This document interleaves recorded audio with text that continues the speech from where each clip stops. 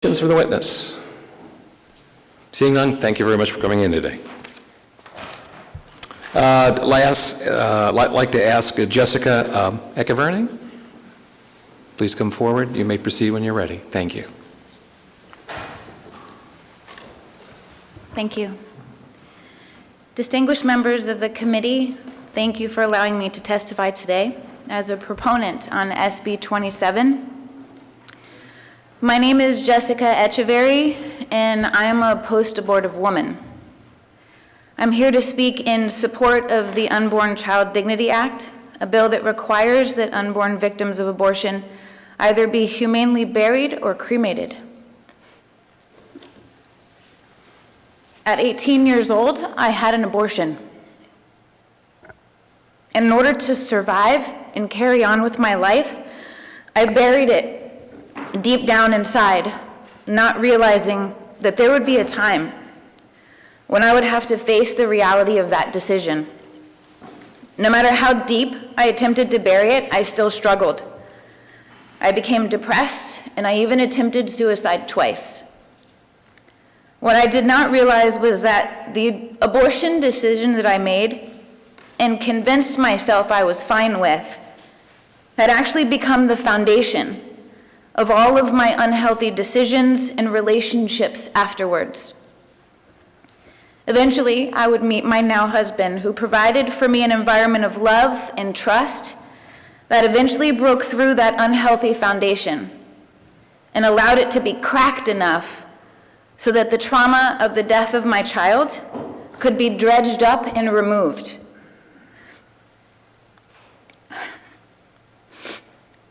I had to face the pain and the truth of my abortion and allow myself to grieve and process my loss. I found healing after 7 years in therapy, as well as through my faith life. Allowing myself to grieve the loss of my unborn child opened new levels of healing and created in me the desire to have had my child properly buried. It was during this time that I began to ask myself what had happened to my child.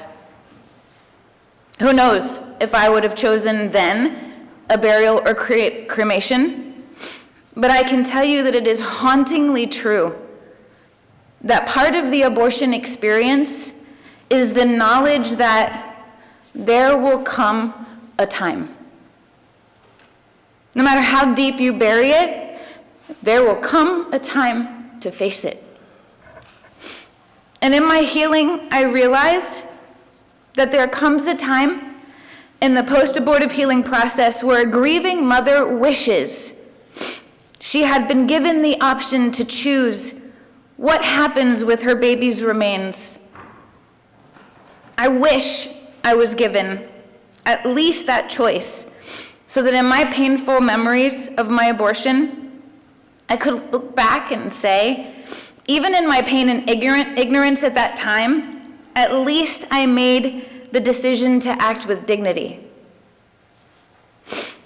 And that's the most important thing I've learned in my life journey, in my abortion experience, and even in my healing: dignity.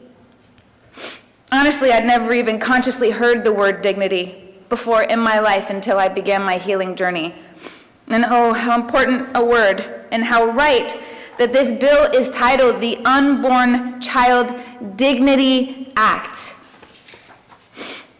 If we look up the word dignity, we'll read that it's the right of a person to be valued and respected for their own sake and to be treated ethically. It is of significance in morality, ethics, law, and politics as an extension of the Enlightenment era concept of inherent, inalienable rights. Our very own United States Declaration of Independence is based on the self-evident truth that all men are endowed by their Creator with certain unalienable rights. Inalienable meaning that they cannot be taken away. As human beings, we carry a dignity endowed by our Creator that no one, not even the law, can take away. These unborn victims of abortion have, just as you and I have, the right to the dignity endowed to them by our Creator, a proper burial and cremation. A friend recently said something to me that I feel called to share with you all today. He said, "Jess, do you know what truly separates us, human beings, from animals?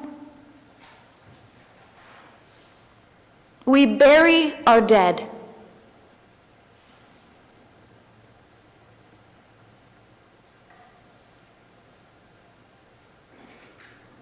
On behalf of myself and the multitude of post-abortive women and unborn victims of abortion, I respectfully ask you, as dignified persons, to bury our dead and vote in favor of SB 27.